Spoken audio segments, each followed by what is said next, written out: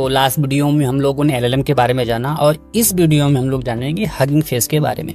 ठीक है, तो वीडियो स्टार्ट करते हैं। तो हमने अभी तक एलएलएम समझ लिया और ये भी जान लिया कि एलएलएम का मेन गोल होता है आपको सुटेबल आंसर देना, और वो इसलिए कर पाता है क्योंकि उसके पास बहुत सारा डेटा होता है जिसपे वो ट्रेन हुआ होता है।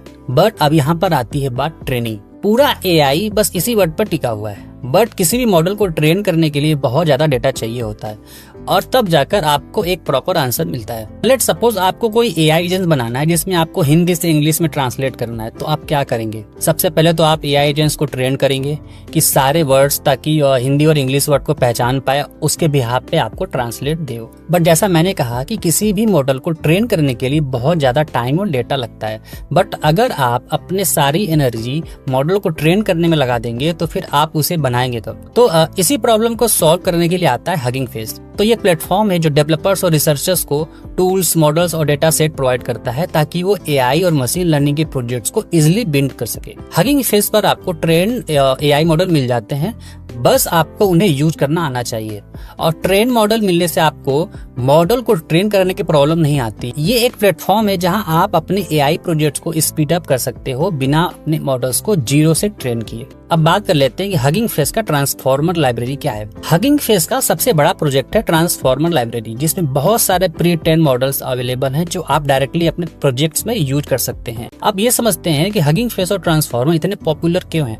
सबसे पहली बात, ये दोनों एआई डेवलपमेंट को बहुत ही आसान बना देते हैं। हगिंग फेस ने मॉडल्स को ओपन सोर्स बनाया जिससे रिसर्चर्स और डेवलपर्स को अपने एआई एप्लीकेशन बनाने में बहुत ही ज्यादा हेल्प मिलती है।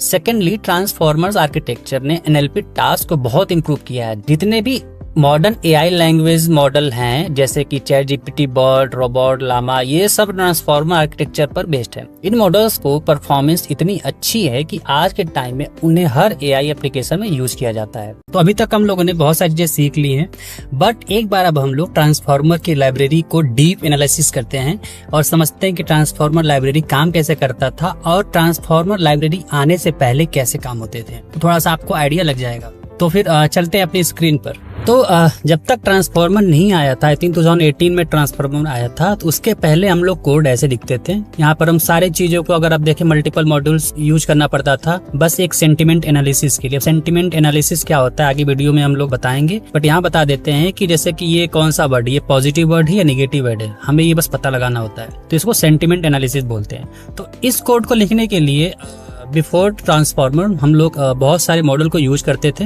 और उससे बड़ी बात ये होती थी कि हमें पहले मॉडल को ट्रेन करना पड़ता था। ठीक है, तुमको थोड़ा सा डेटा देना पड़ता था जिससे वो ट्रेन होते थे, उसके बिहाफ पे वो हमें रिस्पॉन्स देते थे। अब बताते हैं कि जब ट्रांसफॉर्मर आया तो उसके बाद हम लोग कैसे यूज करते थे।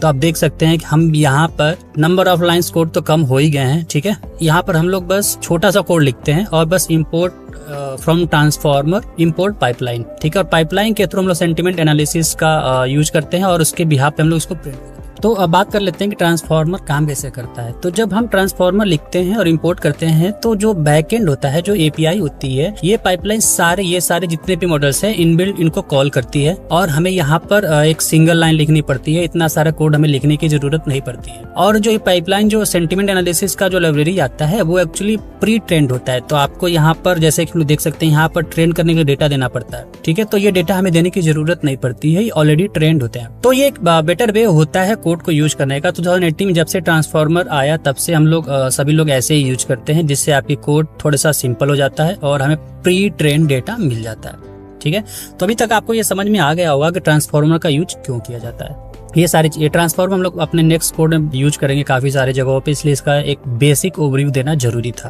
कि ये ट्रांसफॉर्मर काम कैसे करता है।